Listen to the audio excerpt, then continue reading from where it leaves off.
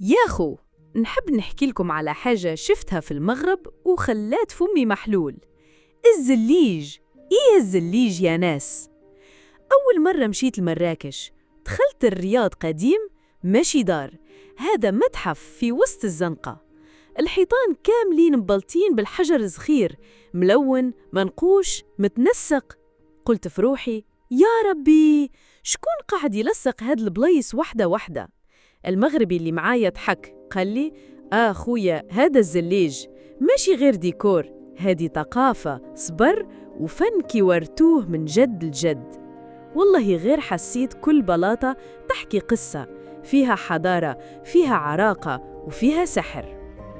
تعرفوا، في جزائرنا كاين الزليج، بصح المغربي حاجة ما تتوصفش. كي تمشي فوقه تحس روحك فوق لوحة فنية، كي تدخل بيه للدار تحس البيت ولا قصر. ومن غير الفن الزليج يجمعنا. كيفاش؟ لأنه مغاربي كيفنا كيفكم، يجمعنا حب الجمال والذوق والتاريخ المشترك. بصح نقولها من القلب، الزليج المغربي ما يتشافش غير بالعين، لازم يتعاش بالقلب. هارت.